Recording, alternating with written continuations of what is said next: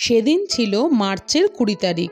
সকাল সকাল ব্রেকফাস্ট সেরে আমরা বেরিয়ে পড়েছিলাম একটা স্পেশাল এক্সপিরিয়েন্সের জন্য, উটি থেকে কুন্নুরের টয় ট্রেন সাফারি। সেদিন ছিল আমাদের উটি সাইটসিংয়ের থার্ড এবং লাস্ট ডে। আমরা উদাগামান্দালাম স্টেশন থেকে ট্রেনে উঠেছিলাম। ট্রেন শুরু হতেই শুরু হলো এক দারুণ জার্নি। বাইরের ভিউ জাস্ট অসাধারণ। পাহাড়, চা বাগান, মিষ্টি হাওয়া সব মিলিয়ে খুব ভালো লাগছিল। ট্রেনটা কয়েকটা টানেলের মধ্যে দিয়েও গেছিল। কুন্নুর স্টেশন পৌঁছাতে আমাদের প্রায় 1 ঘন্টার মতো সময় লেগেছিল। এখানে আমাদের ড্রাইভার আগে থেকেই বাই রোডে এসে ওয়েট করছিল। সেখান থেকে আমাদের পিক আপ করে প্রথমে নিয়ে গেছিল সিমস পার্কে। এই পার্কটা অনেকটা উটি বোটানিক্যাল গার্ডেনের মতো। দুটোই আলাদা রকমভাবে সুন্দর, তবে সবুজ আর সবুজ। খুব সুন্দর সাজানো গোছানো জায়গা, যা দেখে মন ভালো হয়ে যায়।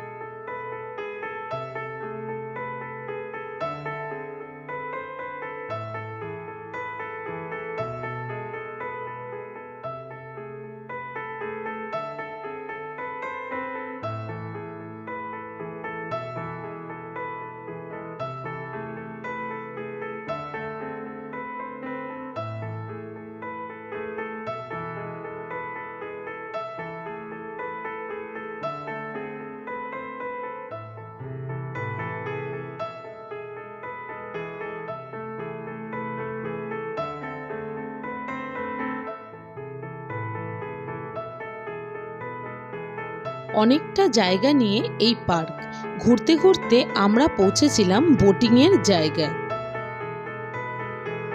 আমি ছাড়া সবাই বোটিংয়ের জন্য রেডি হয়ে গেছিল। ওরা যতক্ষণ বোটিং করছিল, আমি তখন নেচার এনজয় করতে করতে কিছু ফটোস ভিডিওস তুলছিলাম।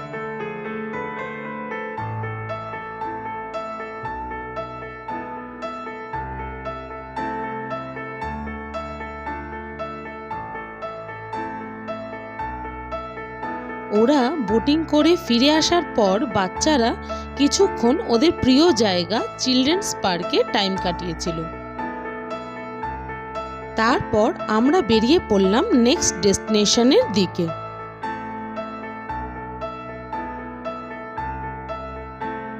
মাঝপথে ড্রাইভার আমাদের একটা চকলেট আর চায়ের দোকানে দাঁড় করিয়েছিল। সেখানে কিছুক্ষণ ঘুরে কিছু হোমমেড চকলেট কেনা হলো।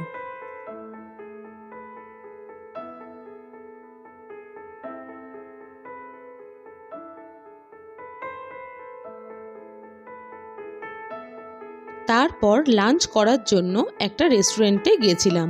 সেখানে আর ফটো ভিডিও করা হয়নি। যাই হোক, লাঞ্চ সেরে আমরা রওনা দিয়েছিলাম ডলফিন নোজ পয়েন্টের দিকে। ডলফিন নোজ যাওয়ার রাস্তাটা ছিল জাস্ট ওয়াও। চারিদিকে চা বাগান, পাহাড়ি রাস্তা, কালারফুল গাছ, অসাধারণ ভিউ।